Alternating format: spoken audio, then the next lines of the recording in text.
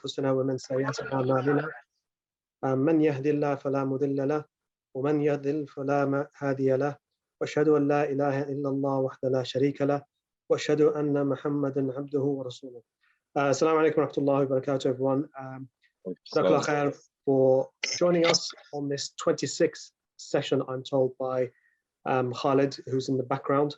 So Jazakallah khair, especially today, because I know the Euros are on, so we're slightly may fall victim to that, but alhamdulillah, we've got a healthy number and more people are joining. So it's great to see so many regular faces and new faces, or new profiles, I should say, appearing. Today's session, inshallah, will be given by Ustad Abu Haneefa Sohail. Abu Haneefa is an educationist and student of knowledge. He has worked extensively in community projects in the UK. He holds regular study circles on the reflection of the Quran, and his field of experience is the tarbiya of young people. Before I hand over the microphone to the Ustad, we're doing things slightly different today, inshallah, in that the Ustad would like you all to engage as much as you wish to engage with the session. So if you wish to unmute yourselves and ask questions, raise your hands, use the chat facility, please do so, because there may be things that you want him to address, or you may want him to touch upon certain issues that you have wanted to ask or want to ask during the course of the session. If you don't feel comfortable in doing that, as ever, drop me or Khalid a WhatsApp message after the talk, which will be about 30 or so minutes, inshallah. We'll open the session to question and answers with the Ustad, inshallah, answering those questions. I will speak to you, inshallah, on the other side in about half an hour or so, but for now, I'll hand over the microphone, inshallah, to the Ustad. Assalamu alaikum. Jazakallah khair. Bismillah, alhamdulillah, salatu wassalam ala rasulillah, nabiyana Muhammad wa ala alihi wa sahbihi wa sallam. Brothers in Islam, assalamu alaikum wa rahmatullahi wa barakatuh, and sisters who might be listening on YouTube or recordings. Jazakumullah khairan for welcoming me to your weekly circle gathering. I did mention to the brothers I will be traveling at this time, so forgive my kind of casual settings, back of a car type thing, but it's the best I can do, so I do apologize for that. Hope it's not too much of a distraction for you guys. So the title of the lecture is our youth and education. Now, interaction is very important for me. Yes, there are many different styles of delivery. There's a monologue where the speaker just speaks. I'm a teacher. I'm an assistant head teacher in a secondary school setting. That's my field in a state school. I feed off interaction and energy of the audience. So if you stay silent for the whole session, I begin to feel as if I'm talking to myself. So particularly the nature of the topic, it does require interaction. And I'd go as far as to say this was the default nature of the Prophet ﷺ and his method of teaching. When you see the Prophet ﷺ, he is not monologuing and giving very long lectures. In fact, the style of interaction of the Prophet ﷺ is mudarasa. Mudarasa means a kind of collective study. The Prophet ﷺ asks a question, the companions answer the question, the Prophet ﷺ then responds to their responses. And that is really proven to be the most effective way of learning. It's not the most suitable always. There are times when the Prophet ﷺ has lectured the companions. For example, Ishratu Sa'a, the signs of the hour, the Prophet ﷺ is simply telling the companions. And according to one narration, he started speaking after Fajr until Dhuhr, then after Dhuhr until Asr, then after Asr until Maghrib, then after Maghrib until Isha. There's not much scope for interaction there. This is wahi, this is the signs of the hour, this is what's going to happen until the Day of Judgment. And it's just the Prophet ﷺ giving information. Okay, but generally you find the Prophet ﷺ is asking a question, the Sahaba are responding. So first thing I'd like you to do is to put yourself in the kind of frame of mind of the topic of our youth and education.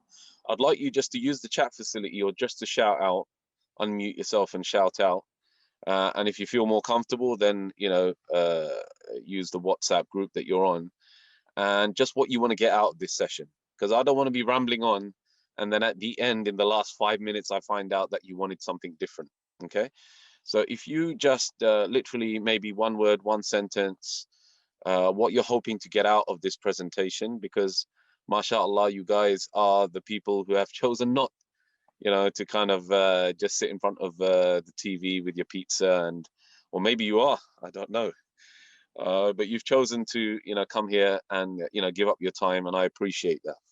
So if you just use the chat facility, what you want to get out of this session, I have a structure in my mind, but I can adapt that structure if I know what you guys are hoping for or expecting. Use the chat facility, or just shout out, or use the WhatsApp group. So is that okay with you guys? I mean, it's a fairly small group, so we can really tailor it to what the audience wants. Okay, so let's have a look what's on the chats. Not much at the moment.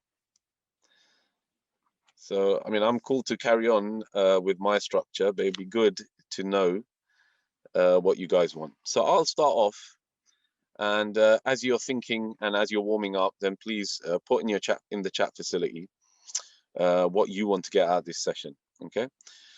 So Bismillah, Alhamdulillah, Salatu Wassalam ala Rasulillah, Nabiyyina Muhammad wa ala alihi wa sahbihi wa sallam. Okay, want to learn about the rights of Muslim kids. Very good. Okay, I presume that's in the context of activism and Palestine. Okay, so I have that planned within the presentation. That's good. I want to start off by emphasizing the difference between ta'lim and tarbiya. Okay, ta'lim and tarbiya. Ta'lim is the conveying of knowledge, information, teaching. And that's very much the forte of schools. That's what we're there for. And it's also the forte of madrasas, where they teach the Quran. They are there to convey information and knowledge. Tarbiya is very much the responsibility of parents and families. So the fact that you set up this group in the first place, fathers and sons, show you have an appreciation for the importance of tarbiya. Tarbiya is the nurturing and development of young people. And it's what Allah subhanahu wa ta'ala emphasized over and over in the Quran, not just young people, but adults and literally everybody. People often confuse the two. They think ta'lim automatically results in tarbiyah, in that you convey information, more and more information, beneficial knowledge, and that will automatically reform people. That will automatically reform young people. No, that's not how it works. Ta'lim can be delivered by anybody, a teacher, an expert in the field, schools, imam in the masjid, Quran teacher. Tarbiyah, nurturing, growth, development, spiritual purification. This is the forte of parents and families, and nobody else can really deliver that. So it's very important to understand that you as a father, as a mother, as a family have a central role in the development of your children. Okay. And that primarily is kind of discharged, this responsibility, through spending time with your children, quality time, and also showing unconditional love for your children. Okay. So there needs to be time built into the day, time built into the week, where you spend quality time with your children, where you work side by side with your children. Yes, and where you develop a friendship with your children. That's the only way they're going to take from you and look up to you as a role model. Otherwise, they'll simply dismiss you as somebody who is disconnected from them and doesn't know what they're going through. Ta'lim, conveying information and knowledge, that can be done by many agencies, including schools. So today's talk is not really about tarbiyah. It's more about ta'lim and the schools side of things. Universities, I'm not so familiar with. So there's a comment about universities. I'll try and touch on it, but I'm not at all an expert on university activism. I do go to universities and I do give talks, but I'm not on the university scene in terms of ISOCs and knowing the ins and outs. So forgive me, I'm not too much of an expert on that. I'm going to have to focus on schools, and I hope that we can use that and build on that. Okay, so the main areas of schools I want to talk about for you as parents and especially as fathers are the academic side of things, you know, making sure your children get the best out of schools and the education system. Some controversial matters I want to touch on, such as SRE, LGBTQ movement. And thirdly, I want to very much spend some time on activism and especially the Palestinian cause. Okay, so those are the three main areas I want to work on in this presentation. If other things come to your mind, just unmute yourself, shout it out, or use the chat facility, and I'll either I'll try and incorporate it, or if I can't, I'll just you know, say sorry, we can't incorporate that. So fundamentally, the responsibility of schools is the progress of your children and the well-being of your children. Okay, and we sometimes underestimate that. Okay, for children and young people, they spend really the vast majority of their waking hours from the age of around 4 till 18 in compulsory education in schools. So they have a tremendous impact on their formation of their character, on their worldview, on their thought process, on their friendship circles, and that cannot be underestimated. Now, I know there are some parents who homeschool.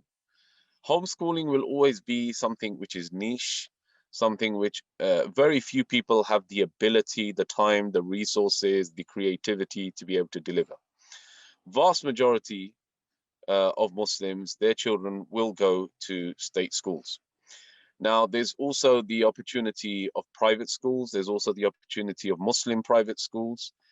Again, the vast majority of Muslim parents will not have the opportunity or the funds to send their children to private Muslim schools.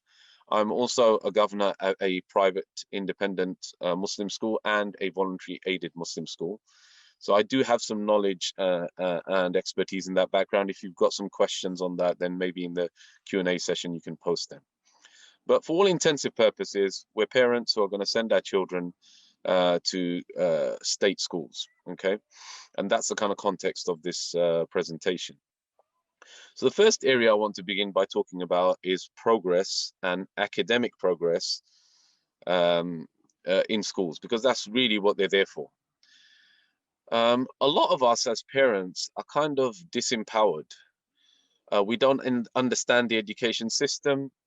We don't understand the language. The reports come in so many different formats. We can't make head nor tail of the information which is given to us by schools. And half the time we're too busy to really know what's going on. And the kind of only time we get an insight is on parents' evenings when we go and meet the teachers. And even then we got to try and decode the kind of jargon that they're giving us.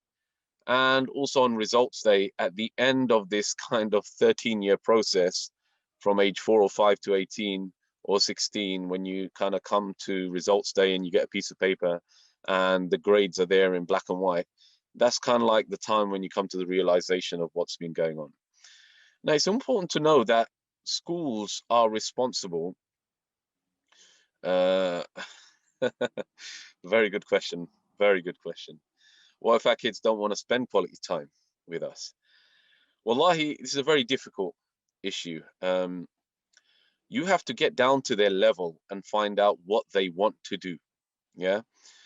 If what they want to do is to play football in the park, you have to get your boots on, get your trainers on, and you have to go to the park and kick a football round. If what they want to do is sit down and watch a movie, then you need to find an appropriate movie and sit down and watch a movie. If what they want to do is go to a restaurant, then you need to book yourself and your family into a restaurant which you can afford and spend time. You have to go with the flow. You have to go with what they want to do.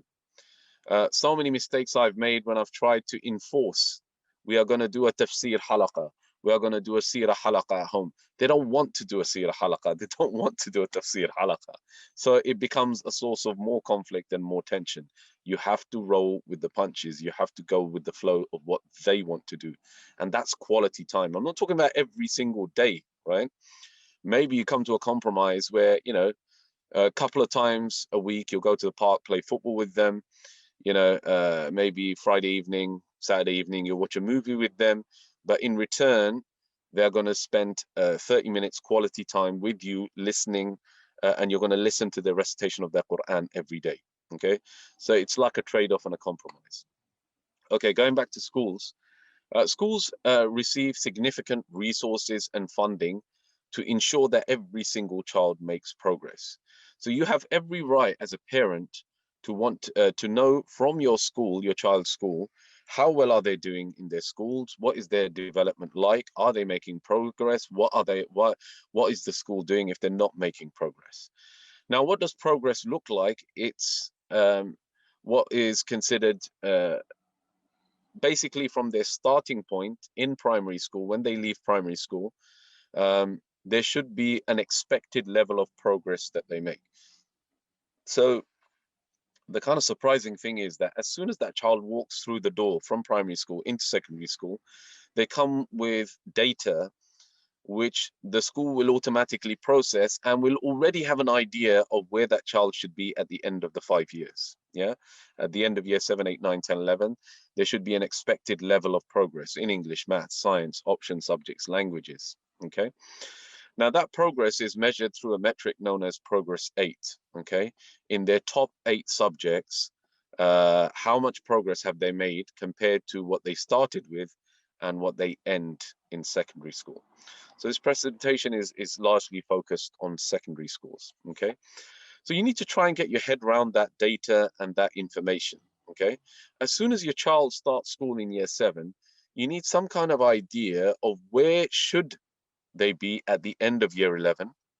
Where should they be in those key 8 subjects, which tends to be double English, maths, double or triple science, one of the humanities, either history or geography, one of the languages, French, German, could be Urdu, Bengali, whatever, and one of your or 2 of your option subjects. Okay, so you need to focus your mind, these key 8 subjects, where is my child expected to be at the end of year 11, and how is their progress moving towards that as year 7, 8, 9, 10 moves across. Okay, and if the reports the school are sending is not making sense, or is being evasive, or is not giving you a clear idea of the progress, then you need to ask some searching questions. Okay, it's all very well talking about Ahmed or Ali or Fatima and how polite they are and how hardworking they are.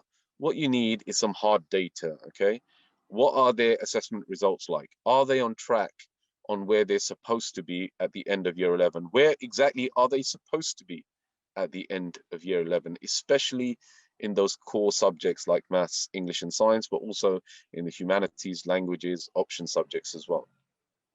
So asking the right questions and using the right language is key. You know, what is my child's progress? Progress means how much improvement are they making from their starting point. Okay, where the child is not making progress, what are you doing about it as a school? Don't talk to me about Ahmed doesn't concentrate, or Shuaib doesn't concentrate, or you know, Fatima doesn't do her homework. Okay, you are trained professionals who are supposed to deal with these things. So what support do you need from me as a parent? I'm here to support you as a school, but it's your responsibility. That's what you're paid for, and that's what you're funded by, to ensure my child makes progress. A typical secondary school child receives something in the region of £7,000 a year from the government. You'll have their school teachers who are being paid decent salaries. You'll have a senior leadership team being paid decent salaries. Okay, so it's not enough to say Ahmed doesn't work hard or Fatima doesn't do her homework. I need to know what you're doing as a school, what your action plan is to ensure they make progress. And the key word there is progress. Okay, even if my child has disabilities, learning difficulties, is not academically very strong, that's fine. They still need to make progress. They still need to be making improvements. Okay, what are you doing about that? How are you ensuring that that takes place? And what support do you need from me as parents? Okay, so that's kind of like an overview. Okay, you need to be a little bit demanding, a little bit pushy as a parent in expecting that your child makes progress. Okay, even when it comes to things like you know, kind of jumping to another side of things, which is the welfare of your children, you know, behavioral issues, maybe even bullying. you know, the school still has a responsibility to develop your child, okay? Even if your child is in trouble, even if they are doing something which is not right, okay? It's not a question of giving a judgment, okay? Your child is naughty, your child is bad, your child is bullying someone else. No. What are you doing as a school to develop them and deal with the issues, and what support do you need from me as a parent, okay? That's the kind of approach you need to take with schools, okay? Now, time is so short, so we'll kind of skip over these main areas. The other second issue I wanted to speak about is the controversial issues in school, like SRE, okay, sex and relationship education. There is an element of SRE which is compulsory, especially the kind of biological aspects of reproduction, and that's something which is usually covered in science lessons. And there are some optional elements of SRE. Now, the expert in this field is Yusuf Patel, who is, you know, head of SRE Islamic. He's got a website. He produces a lot of material, a lot of advice, a lot of training sessions. I would recommend you try and attend one of his sessions. In summary, there are some elements which are compulsory of SRE, especially the biology elements, and especially the elements relating to teaching children about what is appropriate and what is not appropriate in terms of, especially kind of in the context of grooming and relationships. But there is another element which is optional. And to be honest, okay, you know, children will be well aware of the kind of issues. You might think they're very innocent. You might think they don't know about a lot of the things that, you know, reality is the culture is such that well before they reach the age in schools, they will have already found out a lot about you know, sexual relationships, you know, reproduction, how it works, LGBT. You know, they will already know a lot about this. So don't be naive in thinking, you know, my lovely little son, you know, he's very innocent, he doesn't know, you know, without a shadow of a doubt, he knows. The billboards, the movies, the culture, it's very invasive. It's something that everyone is kind of exposed to. Even if you homeschool, they'll be exposed to it. So I think the real battle here is not with withdrawing your children from lessons or not withdrawing them from lessons. That's kind of like a very minute part of what children are exposed to. I think the real challenge here is taking control of the agenda as a father, making sure that you have the conversations with your children about making sure you take the initiative with your children in talking to them about puberty, about relationships, about homosexuality. It's very important you take the initiative and you're the first person to have that conversation. You know, I remember when, you know, I kind of discussed some of these issues with my sons, you know, I was thinking, how's it going to work? You know, it's so awkward. So one thing is we went for a long drive. They wanted to, you know, go and watch something in particular, you know, sports event. So I took them on a long drive. It was like 4 or 5 hours away. And I thought this is the ideal time. You know, they've got nowhere to go. They're in the car. You know, I'll have a chat with them. They'll have a chat with me. We've got no time limits. We're driving for 5 hours. So try and make the right context and environment to have those long kind of uninterrupted conversations. And those might not be at home. It might be very awkward for them to do that at home. It might be on a long drive. It might be when you're chilling out in the park after a game of football. So you've got to find the right circumstances for them to open up and for you to have a discussion with them. One of the key discussions you need to have with them is about homosexuality and LGBTQ+, okay? A lot of young people, Muslim youth, are growing up confused about their identity. You see, in amongst any boys, any spectrum of boys or any spectrum of girls, you'll see a large spectrum. Yeah. So if you look at, say, a group of boys, I know this is a father-son group, you'll see those at the kind of far end of being alpha males. Yeah, your Khalid bin Walid types. Yeah, very brave, very courageous, very strong, very bold, very intelligent, you know, go-getter types. And then you'll see the opposite spectrum of boys, very quiet, almost effeminate in their nature. The power of the kind of propaganda from the LGBTQ plus community is to convince a spectrum from those boys that if you are on the kind of effeminate side, if you're different to the rest, if you're not into kind of rough, tough sports, if you're not very masculine, then that could be an indicator that you have been created as homosexual. So this is something you absolutely need to challenge and uproot in your sons, okay? Whatever they're like, okay, there is no such thing as someone who is born gay. The kids will definitely see these posters in school. Some people are gay, get over it. No, some people are not born gay. They are not gay. It's a choice you make, okay? It's only Western civilization which considers sexuality as something you're born with, your sexual orientation. No other civilization really has even this idea that part of your identity and your makeup is your sexual preferences. Sexual preferences is something, you know, in a moment of desire, you could fall, you could succumb to something or something else, and yani, it could happen to anyone, right?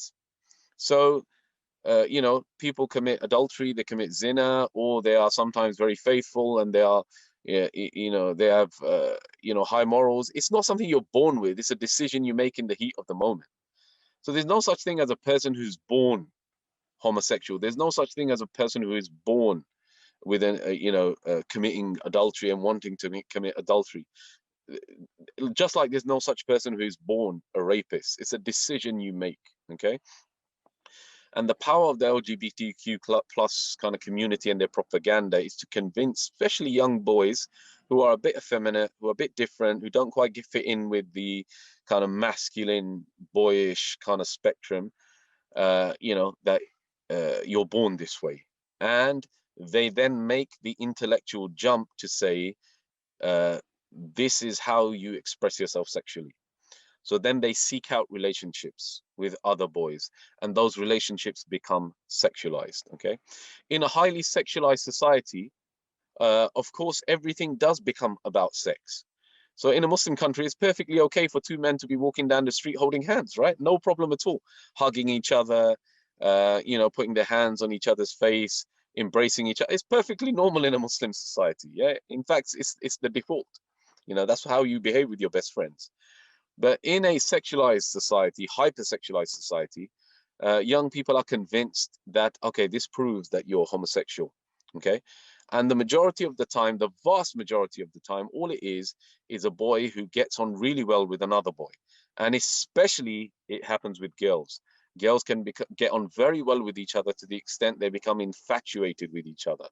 But the society, the hypersexualized society, pushes them further to say, okay, you're homosexual, okay? And you, that's the way you are, and there's absolutely nothing wrong with you having a homosexual relationship. Homosexuality is not about you thinking that you might have an attraction to the same sex. That might happen as a test from Allah. Homosexuality is when you go that step further and you engage in in sexual relationships with someone else, physical sexual relationships, and not just once but over and over again, and you choose this as a lifestyle, and you suppress your fitrah. Your fitrah from inside you is telling you this is wrong, this is unnatural. You suppress that and you push forward with it. Those are the kind of conversations we need to have with our young boys, okay? Even if they laugh and they say, astaghfirullah, I would never do that, that's not the point. They need to understand as a core belief that this is not something you're born with, okay? So that's the kind of LGBTQ side of stuff, controversial sides. Now, some people did mention about activism, okay? And the kind of Palestinian cause, which has really kind of exploded onto the scene since the end of Ramadan. Now, Alhamdulillah, I had almost lost hope in our youth. You know, every day I deal with so many complex issues, problems. When I, Alhamdulillah, saw our young people standing up for the Palestinians, it really brought a smile to my face and really changed my view of young people. You know, when you see them all day on social media, game systems, you think these guys are just useless. And then out of the blue, they showed, you know, their staunch loyalty to Islam and the Muslims. What was different about this conflict and this particular set of atrocities committed by Israel was that the youth in Jerusalem and Gaza, they reached out to the youth across the world in a way they had never done so before. You see, usually our information and our media comes from major media outlets, whether it's BBC or Al Jazeera, and that goes from Gaza through established reporters to the news channels, to the main media outlets. But this time, through social media, the youth in Gaza and in Jerusalem and in Palestine reached out to the youth across the world, and our youth responded. You know, even if it's on TikTok, Facebook, you know, I'm not at all a fan of these platforms, Instagram, but our youth responded, and they felt their pain and their suffering, and they wanted to show solidarity with their suffering. And that is excellent. That is great. And that is something which has to be respected in schools. Now, how they expressed that in schools, you know, took different forms. Some came in with Palestinian flags on their masks. Some came in with, you know, kind of Palestinian flag colored onto their, you know, faces or arms. Some challenged teachers, you know, in a respectful way in their schools about the kind of pro-Zionist narrative which they're being taught in history or in PSHE. Now, the response of schools was such a knee-jerk reaction. You know, we've saw examples of children being shouted at. We saw examples of children being excluded from schools. And this is the power of the Zionist lobby. You know, teachers in schools, they're broadly open-minded liberal people. You know, they're not people who usually have an agenda against the Palestinians or any other group of people in the world. But the power of the Zionist lobby through Ofsted to condition people's minds through prevent training, you know, since 2015, that any expression of solidarity with the Palestinian people is a type of anti-Semitism. It's so strongly ingrained now that a lot of these teachers, foolish, are responding in a pre-programmed, conditioned way. Okay, so we need to challenge that. Our children need to be encouraged to respectfully show their solidarity with the Palestinian people. Now, there are some red lines. They cannot refer to the Israelis as Jews. That's not right, because some of the most powerful advocates of the Palestinian people are Jewish people. For example, Jewish Voice for Labor. You know, I recently spent some time with their secretary, Glyn Secker. He's a Jewish person. He's the only Jewish person who's led a seaborne kind of aid mission to Gaza, which was intercepted by the IDF. So we need to teach our children, this is not about Jews and Muslims, okay? This is about the Palestinian movement, the Palestinian resistance, and Israeli aggression. We need to teach them about what Zionism, yes, go ahead. If somebody's got a question, just jump in there, just ask your question. I think that's Mansour. You've got your hand raised. Can you unmute yourself and ask the question, inshallah?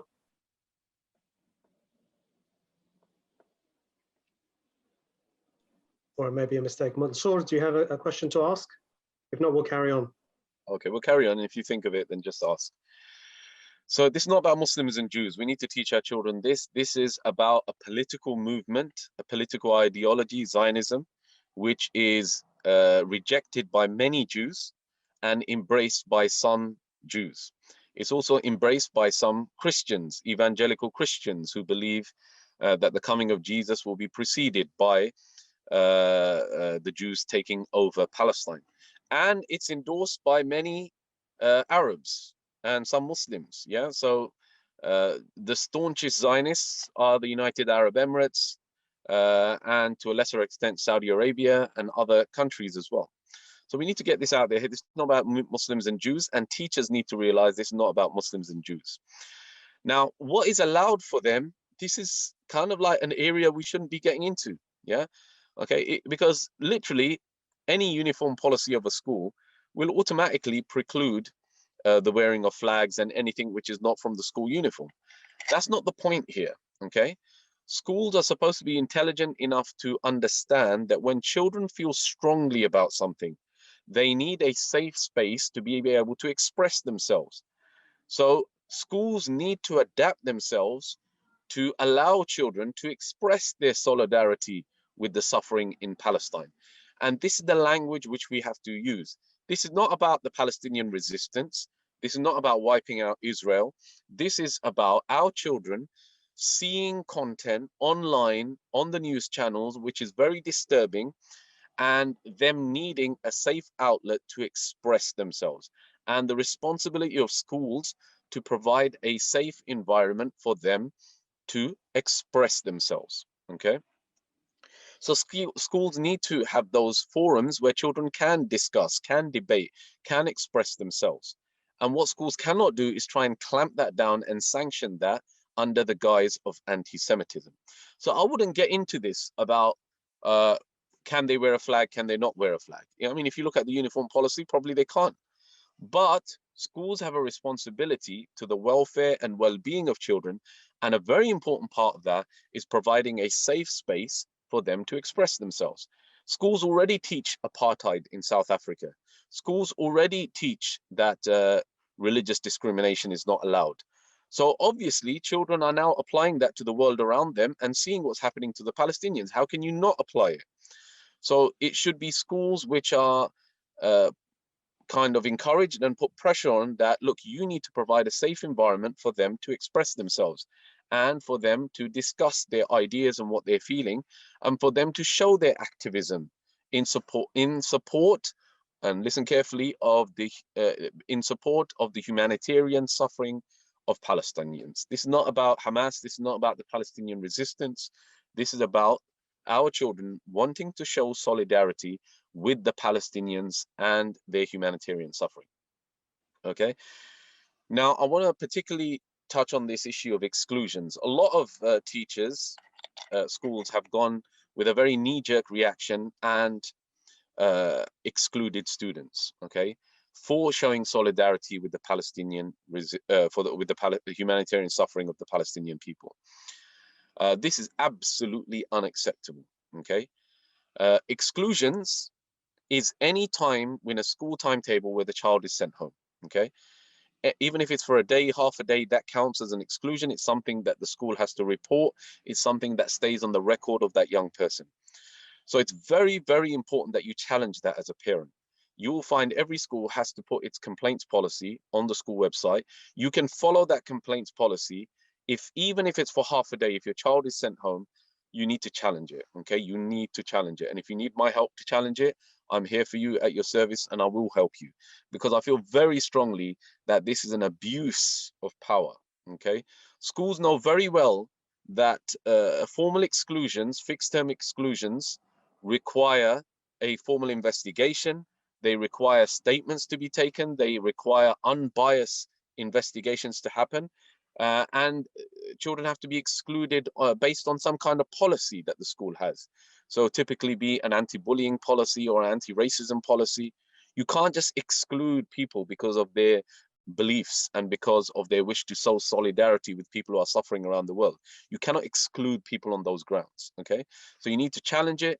You need to make a subject access request for all the information relating to your child, and you need to go through the formal complaints procedure to be able to overturn that exclusion.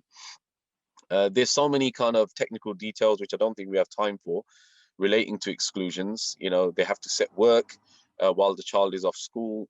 You know, they have to give in writing the grounds for the exclusion. There has to be a policy which, you know, the child has gone against with the exclusion. Exclusion is supposed to be a final, a kind of final last resort. So there should have been steps leading up to that exclusion.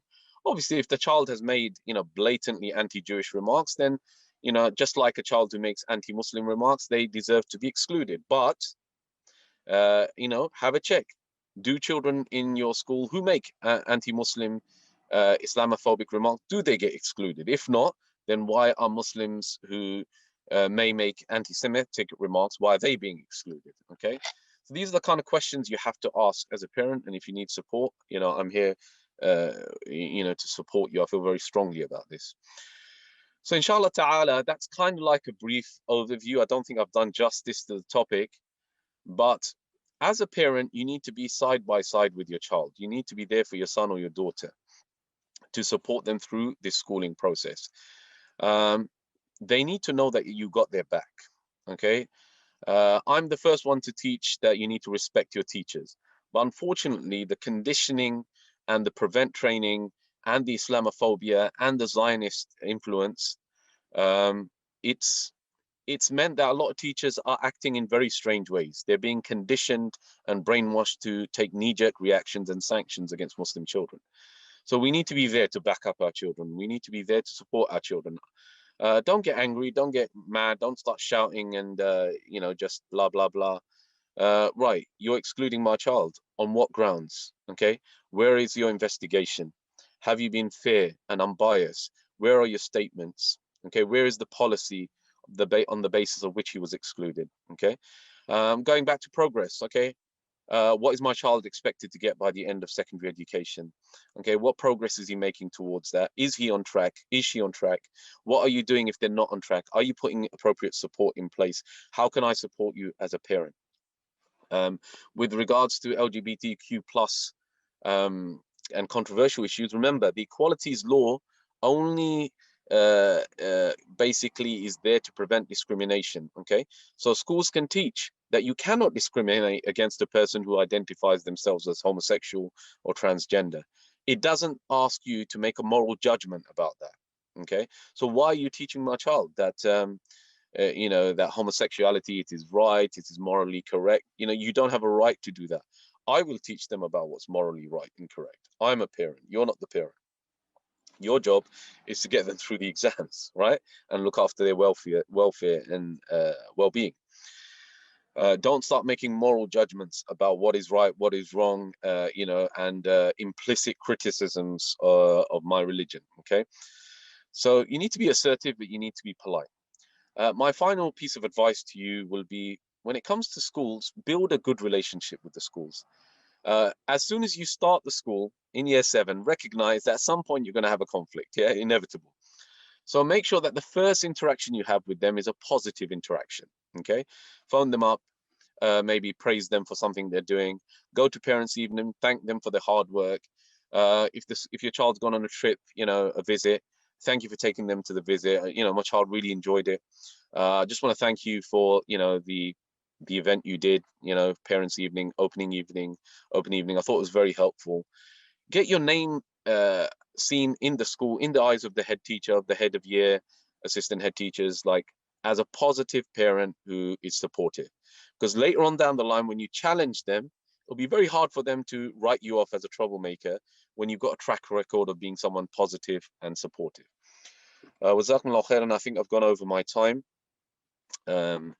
Inshallah, with that, we will stop. There are some questions and comments. I think if Brother Iskandar, if you can sort of just manage that.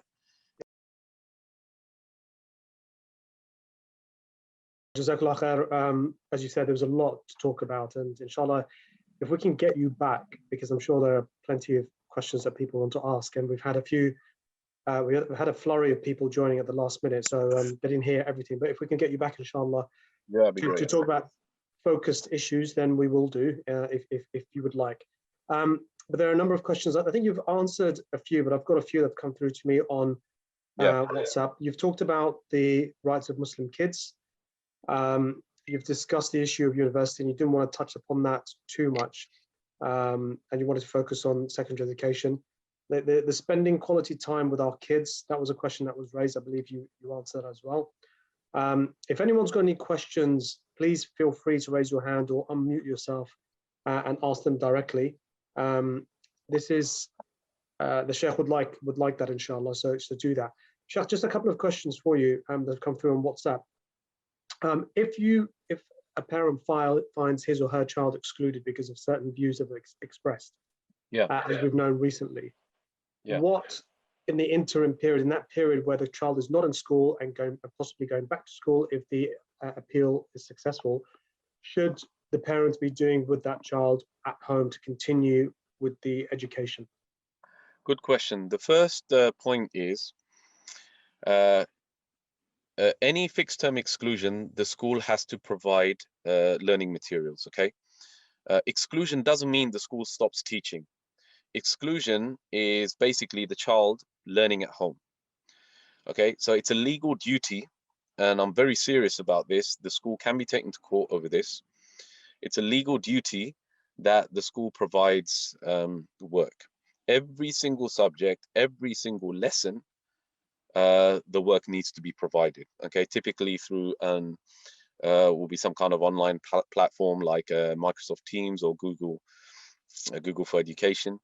And if you haven't got internet access, or if your internet access is not kind of, you've got some weak broadband, then you can say to the school, right, okay, the Department of Education has provided wireless mobile routers to all schools for children who don't have wireless access. I don't have wireless access, or my broadband, is not good enough. I need it for work, whatever, you're working from home. I need you to provide this, okay? So, or if you haven't got a device, okay, you haven't got a laptop at home or a Chromebook or even an iPad for your child, because you might be using it. Right, if you're going to exclude my child, I need lesson work set for every single lesson. And if I haven't got a device or I haven't got broadband, you need to support me in that, okay? This ain't a joke, yeah? You've just kicked my son out of school, or, daughter out of school. Your responsibility of educating them doesn't end there, okay? In fact, you've now kicked them out. You're now going to have to provide a solution in terms of how their progress continues. Okay, that's very, very important. So technically, you shouldn't have to be sitting there educating them, because the school should be providing work for them, and then you should be just supervising them. Okay, this is very, very important. It's a legal duty. Jazakallah khair. Just on that, is the school under any obligation, someone asked, to reschool the excluded individual or assist the parent in finding a new school for that excluded child? Oh my God, you're talking about permanent exclusions. Okay. Assume so, yeah. Wallahi, if they've permanently excluded a Muslim child because of showing solidarity with Palestine, just call me in half an hour. The gloves are going to come off. You cannot permanently exclude a child for that. The kind of thing that children are permanently excluded for are bringing knives to school, selling drugs in school. It is the most extreme form of sanction. It's not, you can't kick a child out for permanently for even for anti-Semitic remarks, or even for bullying. You can't do that. Yeah, it's the local authority's duty to find an alternative school. Okay, but don't go down that line. Don't allow yourself to be bullied. What they will often say, the schools, and some of the most successful schools in the UK are masters at this. Okay, I don't want to mention names, but there are some schools who have brilliant results. But when you look into their data, 20, 30, 40, 50 kids have disappeared. Where are they? Okay, they have put pressure on the parents that, okay, your child is blah, blah, blah, difficult, blah, blah, blah, blah, has done this, that, and the other. We are going to permanently exclude them. If you don't want that on the record, just move yourself. Take your child and go to another school, and then they'll avoid that on the record. And parents, Masakin, they just take their children and go to another school. That is absolutely disgraceful, unprofessional, and not legal. Well, not it's not in the spirit of the law. Okay, so please don't even think down that line. Okay, how do I find another school? It's the local authority's responsibility to find another school, but there should have been a long process of supporting your child, getting them into the right frame of mind, and reforming their behavior before you even get to that stage. Jazakallah khair. We've had a couple of questions come in about Salah, which I'll touch upon in a second. All right, yeah. Would you encourage parents to push to be a parent governor, or should parents push themselves to be parent governors at schools? Yes.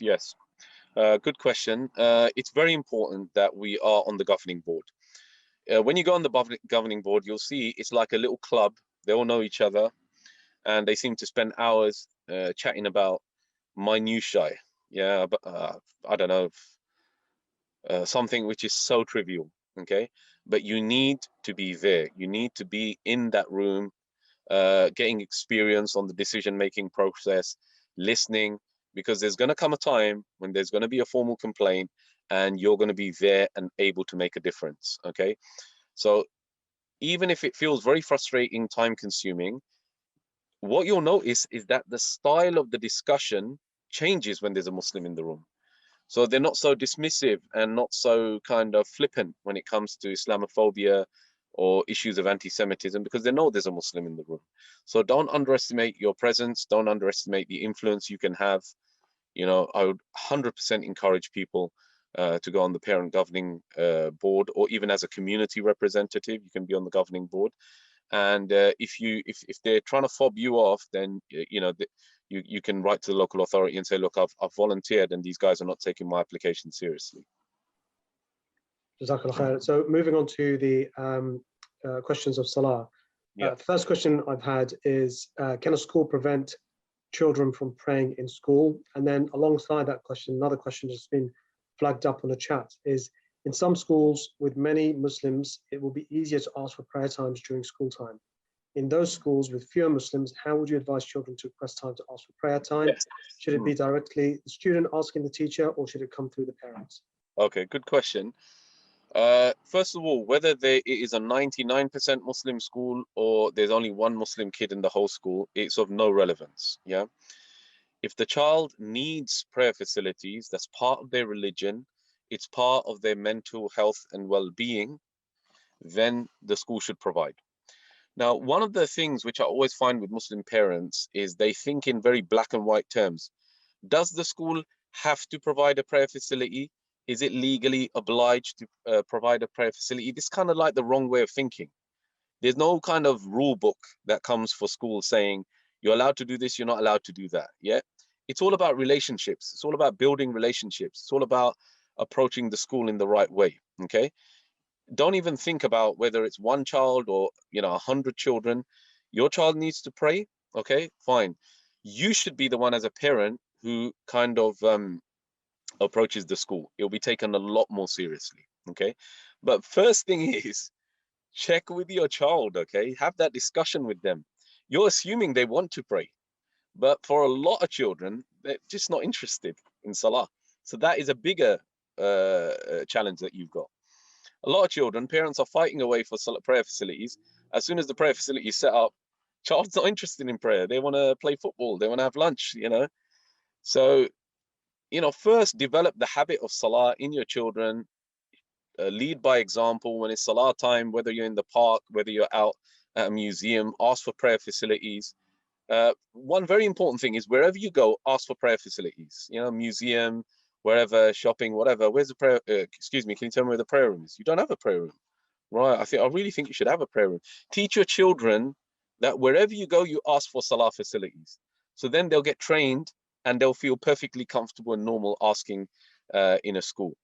So first, check with your children that they are committed to Salah, and develop that in them. And then I would say that the best thing is for you as a parent to approach, and they will check with the child, and they will inshallah set something up, and emphasize it's very important for your child's religion, it's very important for their mental health, it's very important for their well-being, it's very important for their sense of identity and feeling valued, and that's it.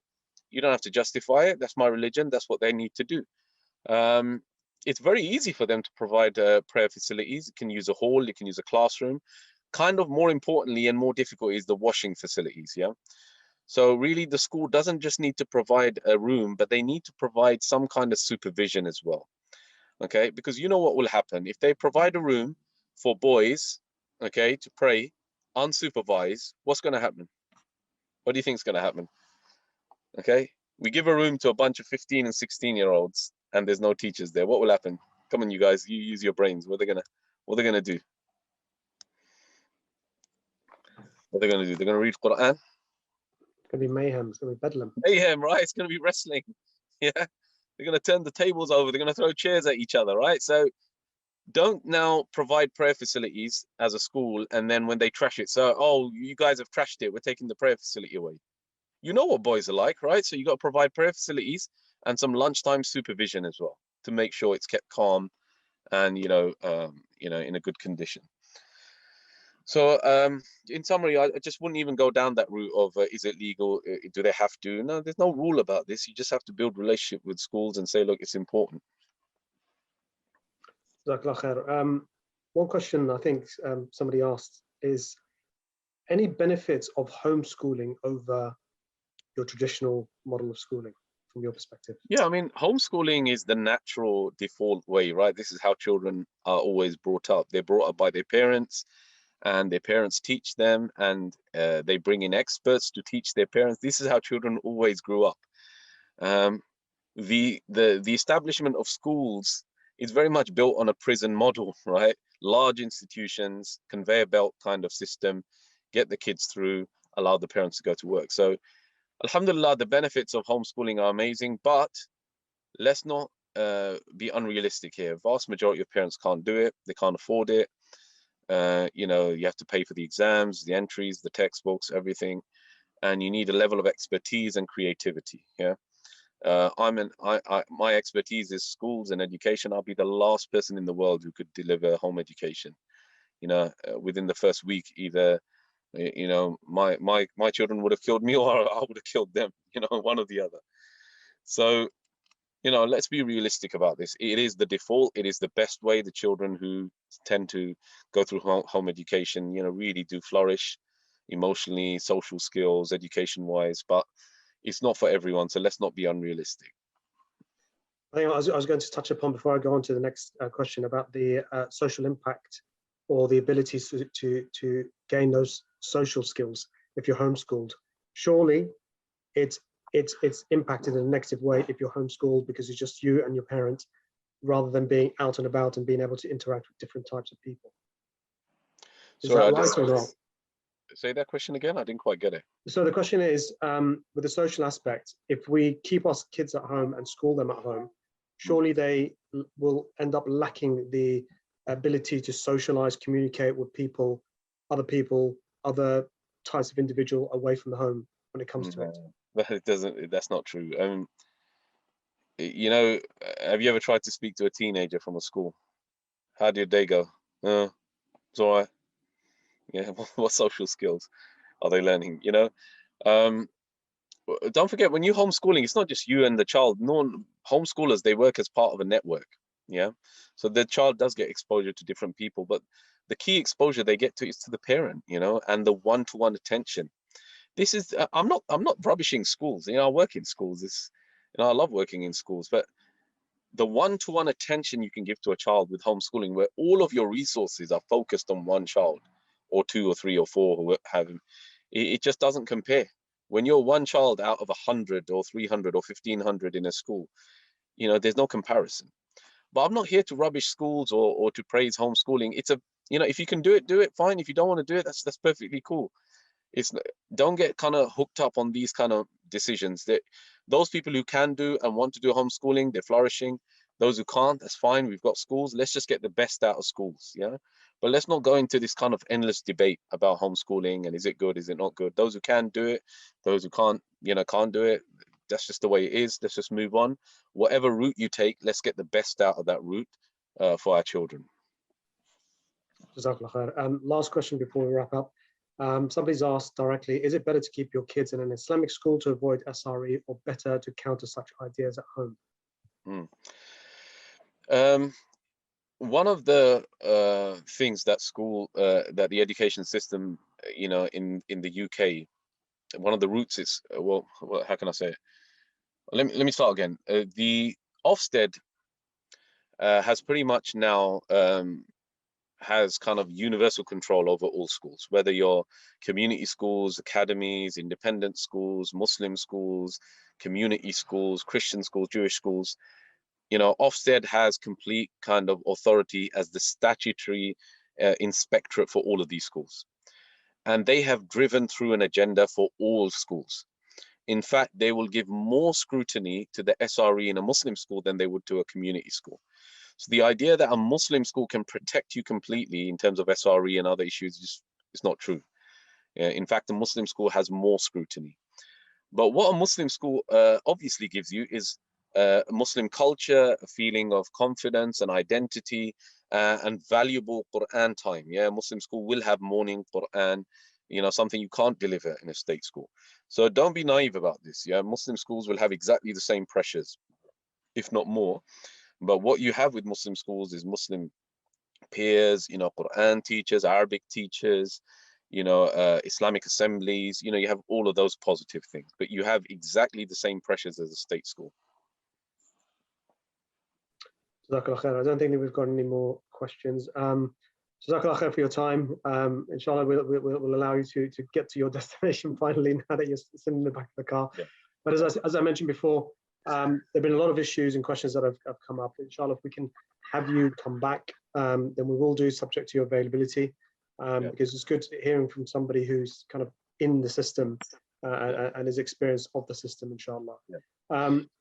Sorry, one more thing. If you've got fathers out there who are literally experiencing exclusions right now, then maybe you just get their contact details and maybe we do like a private session.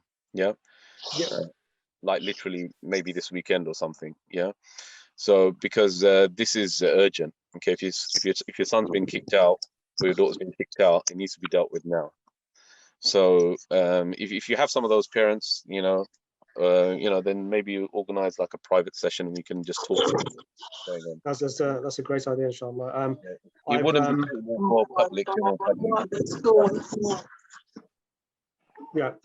So I put up the link to the WhatsApp group. If dads and parents, if you want to join that, you'll see my number and Khalid's number on there. You can message us directly if that is of interest to you. It's a great opportunity. The Ustad has put himself out there to be able to accommodate you all. So drop me a message or Khalid a message, because the WhatsApp groups are just for admins to post on that. We don't have much interaction. So if you want, drop us a message, inshallah, and we'll get that started. Now, so far as next sessions are concerned, before I ask the Ustad to wrap up, next week, inshallah, we've got Omar Hajjaj, who's going to be talking about pornography. So that's the 18th of June, inshallah. Then we've got Omar Suleiman, who's going to be talking about the damage parents do to their kids. Then we have Asim Qureshi in a couple of weeks after that, speaking about zina. And then we have Abdullah Green, who inshallah will be talking about gang crime. So the talks are coming thick and fast. Jazakallah khair, we managed to get about 35 or so people in the end, 38 people in the end, who ignored the football and came on here because they wanted to benefit from the session, inshallah. So Jazakallah khair everyone for joining. As ever, come back to us with any feedback that you have, any questions that you have, any particular topics you want us to raise, and we will do so as best we can. Ustad, if I can ask you please, before my daughter gets in the act, if you can close the session with a dua.